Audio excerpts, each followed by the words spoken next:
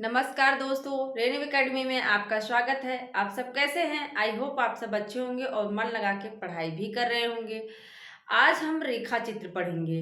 हमने आत्मकथा को एकदम आसान तरीके से याद कर लिया, हमने जीवनी को याद कर लिया। आज हम जिस प्रकार पहले की रचनाओं को याद किए हैं, वैसे ही हम रेखा चित्र को भी याद करेंगे। ठीक है? तो आइए देखते हैं क्या है रेखा चित्र। रेखा चित्र मतलब का अगर हम देखें, ये अंग्रेजी के स्केच का अभिप्राय है। ठीक है, अंग्रेजी में इसे स्केच कहते हैं और हिंदी में इसे रेखा चित्र कहा जाता है। सबसे पहले हम देखेंगे महादेवी वर्मा।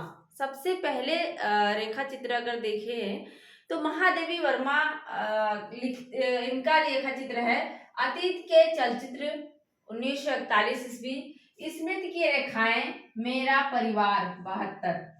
अब इसको याद कैसे करें, क्योंकि इतनी सारे रेखा चित्र हैं, बहुत कंफ्यूजन होता है। तो हम इसको याद कर लेते हैं। महादेवी कैसी थी? महादेवी वर्मा जो छायावाद की कवित्री हैं, ये महान कवित्री हैं, आप सब जानते हैं। तो महादेवी वर्मा का क्या है, अतीत के चलचित्र। ये अपने अतीत में ही डूबी रहती हैं। क्या करती हैं? अपने अतीत में ही हमेशा डूबी रहती हैं और कहती भी हैं, मैं नीर भरी दुख की बदली। तो इनका क्या है कि ये हमेशा अपने अतीत में ही खोई रहती हैं।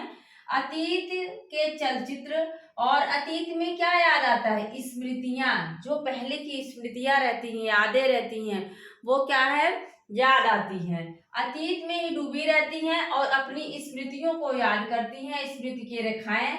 और स्मृति में है कौन? मेरा परिवार। उनका अपना जो परिवार था उसको क्या करती हैं, ये स्मृति में याद करती हैं। फिर से देख लो, महादेवी वर्मा सभी जानते हैं, ये अपने अतीत में खोई रहती हैं, अतीत के चलचित्र लिखती हैं, अतीत में अपनी स्मृतियों को याद करती हैं, यादों को, जो पुरानी यादें हैं। और उन यादों स्मृतियों में कौन है?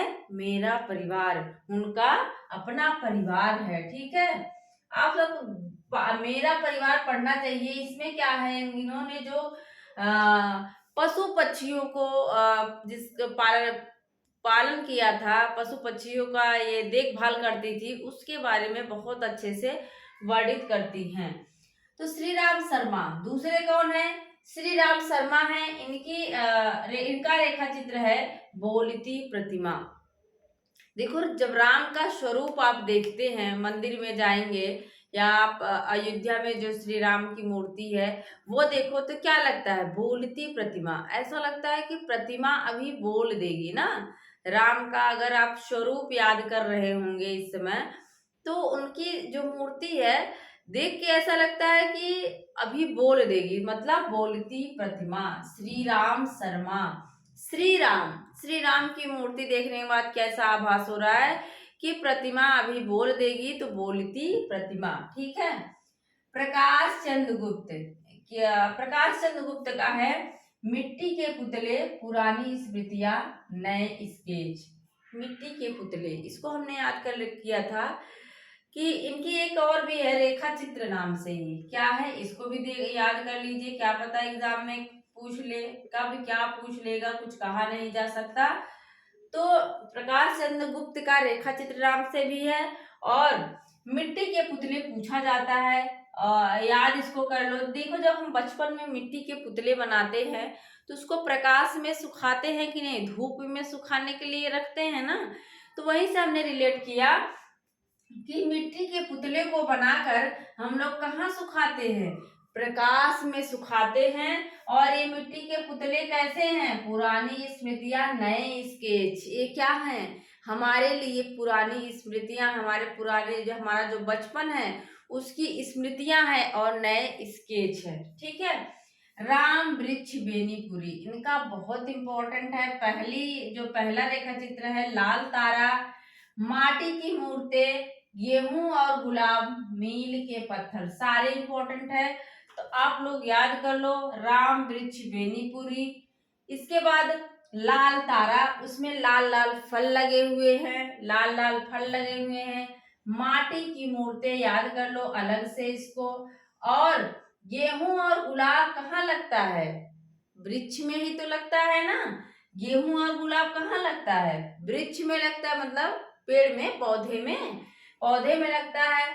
और मील के पत्थर, ये सब हमारे लिए क्या है? गेहूं गुलाब हमारे लिए क्या है?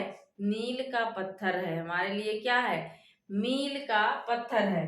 फिर से देखो, राम वृक्ष बेनीपुरी, वृक्ष में लाल तारे की तरह फल लगे हुए हैं, और वो फल क्या हैं? गेहूं और गुलाब हैं। गेहूं और गुलाब के जो है फल हैं। और ये सब हमारे लिए क्या है? मील के पत्थर हैं। ठीक है, माटी की मूर्तें अलग से याद कर लो। कन्हैया लाल मिश्र प्रभाकर, कन्हैया लाल, कन्हैया का मतलब कृष्ण। आप जानेंगे कि कृष्ण भगवान ने, आप सब जानते हैं कृष्ण भगवान ने क्या किया था? बचपन में ही मिट्टी खा लिया था ना, जिसमें यशोदा मैया देखती हैं तो पूरा ब्रह्मांड दिखाई देता है और बेहोश हो जाती हैं। तो वहीं से हमने रिलेट किया कि कन्हैया ने क्या किया? माटी हो गई सोना, माटी को सोना समझ के खा गए। कन्हैया जो है कृष्ण, कन्हैया माटी को ही सोना समझ के खा गए, माटी हो गई सोना। दीप जले शंख बजे, और जब उनके मुंह में ब्रह्मांड दिखाई देता है तो दीप जलने लगते हैं और शंखनाद होने लगती है, शंख बजने लगता है। कन्हैया क्या करते हैं? माटी को सोना समझ के खा लेते हैं, और जब ब्रह्मांड दिखाई देता है तो दीप जलते हैं और शंख भी बजने लगते हैं। डॉक्टर नगेंद्र, डॉक्टर नगेंद्र का है चेतना के बिंब, इसको हमने याद कर लिया। डॉक्टर नगेंद्र को हमेशा हमने नाग बना दिया था, नाग याद करना है। क्या करना है? याद। नाग लोग देखो बड़ी चैतन्य रहते, चेतना, बड़ी उनमें चेतना रहती है। थोड़ा सा भी अगर उनके पैर, पूंछ पे पैर रख दिए, किसी भी प्रकार से कुछ भी टच हो गया तो तुरंत डंक मार देते, तुरंत काट लेते हैं।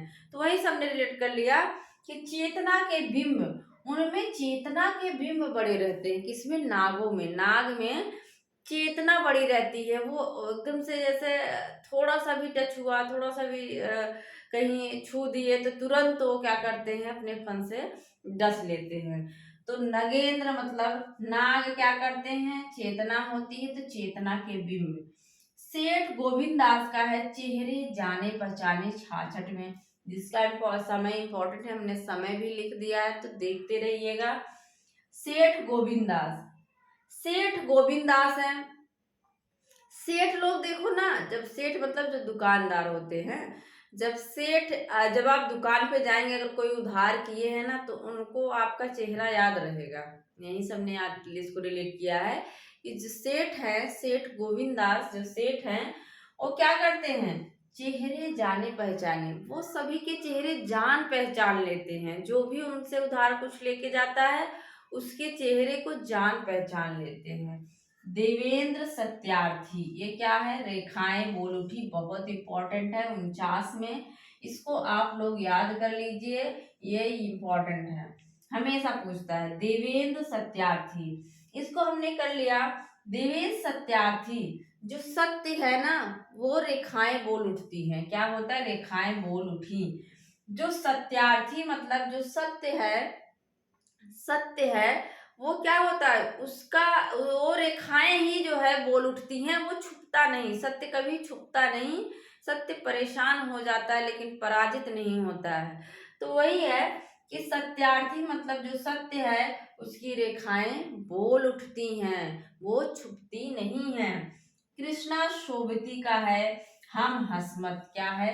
हम हसमत है 77। और याद रखना जो भाग 1 है इनका, वही रेखा चित्र है। ठीक है, हम हसमत।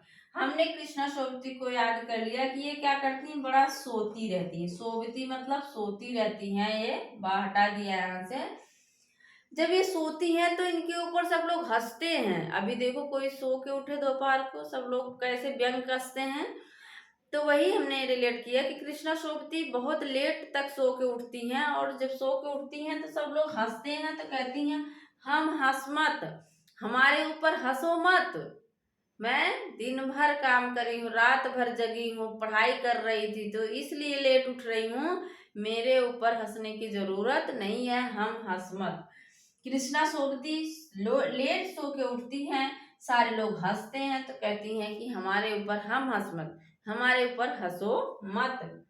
सत्यवती मलिक की है अमिट रेखाएं, 51 में इसको भी याद कर लीजिएगा। अमिट रेखाएं, सत्यवती मलिक, हमने मलिक को हमेशा रिलेट किया मलाइका से। किससे? मलाइका से। मलाइका मतलब वैसे सारी हीरोइनों की होता है, सेलिब्रिटीज लोग की एज नहीं पता चलती है, इतना मेंटेन करके रखती हैं खुद को। तो हमने वहीं से याद किया कि जो मलाइका हैं वो अमिट हैं, अमिट रेखाएं, मतलब उनके चेहरे पे वो रेखाएं ही नहीं दिख रही हैं। जो वृद्धावस्था की तरफ जाते हैं तो स्किन क्या है, ऐसे सिकुड़ जाती है। तो अमिट रेखाएं, वो अमिट हैं, उनके जो है मिट ही नहीं रही है। उनकी जो छवि है, उनकी जो मतलब छवि का कहने का मतलब कि जो उनका ये है, स्ट्रक्चर है, बॉडी है, सारी चीजें क्या है, मतलब पहले जैसी थी सेम वैसे अमिट है, मिट नहीं रही, अमिट है। यहाँ से रिलेट करो, मैं तारीफ नहीं कर रही हूँ, बस क्वेश्चन, हमें क्वेश्चन याद करना है ताकि हमें एग्जाम में मदद मिल सके। ठीक है। मलाइका, मल्लिका, मलाइका, तो मलाइका मलिक क्या है, मलाइका क्या है, अमिट है, मिट ही नहीं रही है, मतलब जैसे हैं वैसे ही हैं, मिट रेखाएं। तो आज मुझे थोड़ा सा ठीक नहीं लग रहा है, फिर भी मैंने सोचा कि कल आप लोगों को कुछ नहीं पढ़ाया था, आज पढ़ा देती हूँ, इसलिए कुछ मतलब कर रही हूँ। ठीक है, आइए फटाफट फिर से रिवीजन कर लेते हैं। महादेवी वर्मा है, अपने अतीत में खोई रहती हैं, स्मृतियों को याद करती हैं, स्मृति की रेखाएं, और उन स्मृतियों में किसको याद करती हैं, मेरा परिवार। ठीक है। श्री राम शर्मा है, राम की मूर्ति देखने के बाद क्या लगता है कि अभी बोल देगी, बोलती प्रतिमा। प्रकाश चंद, प्रकाश में आप क्या करते हैं, मिट्टी के पुतले को सुखाते हैं, और वो क्या है, पुरानी स्मृतियां नए स्केच है। फिर क्या है, राम वृक्ष, वृक्ष में लाल तारे फल लगे हुए हैं, गेहूं और गुलाब हैं वो, और वही मील के पत्थर है। फिर क्या है, माटी की मूर्ति।